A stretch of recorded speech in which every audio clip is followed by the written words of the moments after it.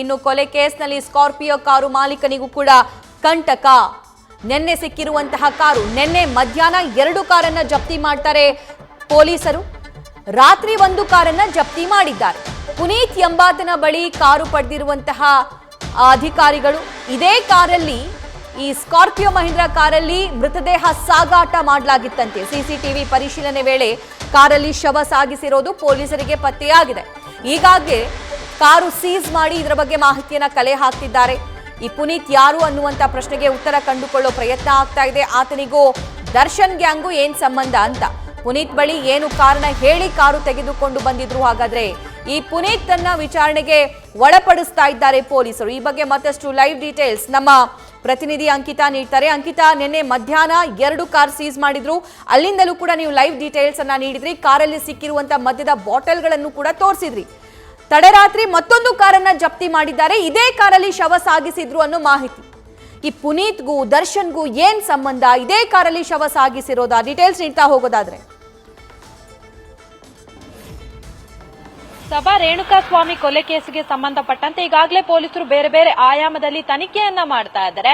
ಪ್ರಮುಖವಾಗಿ ಎಲ್ಲಿ ಘಟನೆ ನಡೆದಿದೆ ಆ ಸ್ಥಳದ ಸಿಸಿಟಿವಿಯನ್ನ ಕೂಡ ಈಗಾಗಲೇ ಪೊಲೀಸರು ಪರಿಶೀಲನೆಯನ್ನ ಮಾಡಿದ್ದಾರೆ. ಆ ಸಂದರ್ಭದಲ್ಲಿ ಸಿಸಿಟಿವಿಯಲ್ಲಿ ಕಾರ್ಗಳು ಪಾಸ್ ಆಗೋದು ಗೊತ್ತಾಗಿದೆ. ಹಾಗಾಗಿ ಯಾವ ಕಾರ್ಗಳನ್ನ ಈ ಒಂದು ಕೃತ್ಯಕ್ಕೆ ಬಳಸಲಾಗಿದೆ, ಜೊತೆಗೆ ಆರೋಪಿಗಳು ಎಲ್ಲೆಲ್ಲಿ ಹೋಗಿದ್ರು ಅನ್ನೋದನ್ನ ಆಧರಿಸಿ 2 ಕಾರ್ಗಳನ್ನ ಅಂದ್ರೆ ಮಂಗಳವಾರ ರಾತ್ರಿ ಸೀಸ್ ಮಾಡುವಂತಹ ಕೆಲಸವನ್ನ ಪೊಲೀಸರು ಮಾಡ್ತಾರೆ.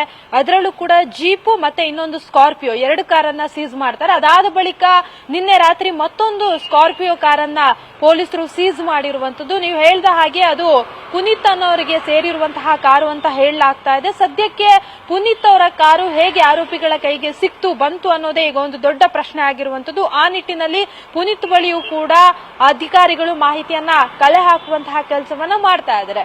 ನಿನ್ನೇನು ಪತ್ತೆ ಆಗಿತ್ತಲ್ಲ ಜೀಪು, ಅದರಲ್ಲಿ ಮದ್ಯದ ಬಾಟಲ್ಗಳು ಕೂಡ ಪತ್ತೆಯಾಗಿದ್ವು.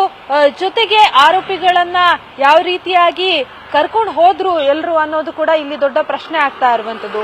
ರೇಣುಕಾಸ್ವಾಮಿ ಕೊಲೆ ಮಾಡಿದ ಬಳಿಕ ಆರೋಪಿಗಳು ಯಾವ್ಯಾವ ವೆಹಿಕಲ್ ಅಲ್ಲಿ ಹೋದ್ರು ಅನ್ನೋದ್ರ ಬಗ್ಗೆ ಪೊಲೀಸರಿಗೆ ಎಲ್ಲಾ ರೀತಿಯ ಮಾಹಿತಿಗಳು ಸಿಕ್ಕಿದೆ. ಅದರ ಆಧಾರದ ಮೇಲೆ ಈಗಾಗಲೇ ವೆಹಿಕಲ್ ಗಳನ್ನ ಸೀಸ್ ಮಾಡುವಂತಹ ಕೆಲಸವನ್ನ ಕೂಡ ಮಾಡ್ತಾ ಇದ್ದಾರೆ.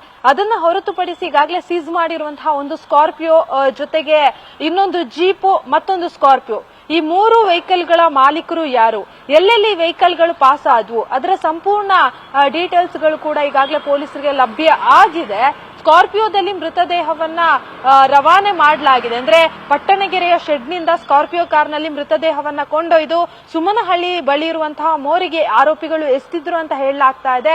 ಆ ನಿಟ್ಟಿನಲ್ಲಿ ಗಾಡಿಯನ್ನ ಸೀಸ್ ಮಾಡಿ ನಿನ್ನೆ ಅಷ್ಟೇ ಪೊಲೀಸರು 4 ಜನ ಆರೋಪಿಗಳೇನಿದ್ದಾರೆ ಅವರಿಗೆ ತಳಮಹಜರು ಮಾಡುವಂತಹ ಕೆಲಸವನ್ನ ಮಾಡಿದ್ರು. ಅಂದ್ರೆ ಸುಮನಹಳ್ಳಿ ಮೋರಿಯ ಬಳಿ ಏನು ಬಾಡಿಯನ್ನ ಎಸೆದಿರುವಂತಹ ಆರೋಪಿಗಳಿಗೆ ಮಹಜರು ಪ್ರಕ್ರಿಯೆಯನ್ನ ಕೂಡ ನಿನ್ನೆ ಪೊಲೀಸ್ ಅಧಿಕಾರಿಗಳು ಮುಗಿಸಿದ್ದಾರೆ. ಮಹಜರು ಆದ ಬಳಿಕವೂ ಕೂಡ ನಿನ್ನೆ ಆರೋಪಿಗಳಿಗೆ ಸಾಕಷ್ಟು ಪ್ರಶ್ನೆಗಳನ್ನ ಮಾಡಿದ್ರು. ಆ ಸಂದರ್ಭದಲ್ಲಿ ಏನೇನಾಯ್ತು, ಜೊತೆಗೆ ಪಟ್ಟಣಗೆರೆ ಶೆಡ್ ನಲ್ಲಿ ಎಲ್ಲಾ ಆರೋಪಿಗಳಿಗೆ ಮಹಜರು ಮಾಡುವಂತಹ ಸಂದರ್ಭದಲ್ಲಿ ಯಾವ ರೀತಿ ರೇಣುಕಾಸ್ವಾಮಿಯನ್ನ ಕೊಲೆ ಮಾಡಿದ್ದಾರೆ ಅನ್ನೋದರ ಸಂಪೂರ್ಣ ಮಾಹಿತಿಯನ್ನ ಆರೋಪಿಗಳು ಅಧಿಕಾರಿಗಳ ಮುಂದೆ ಬಾಯ್ಬಿಟ್ಟಿದ್ದಾರೆ. ಸಭಾ, ಥ್ಯಾಂಕ್ ಯು ಅಂಕಿತಾ ಡೀಟೇಲ್ಸ್ಗಾಗಿ.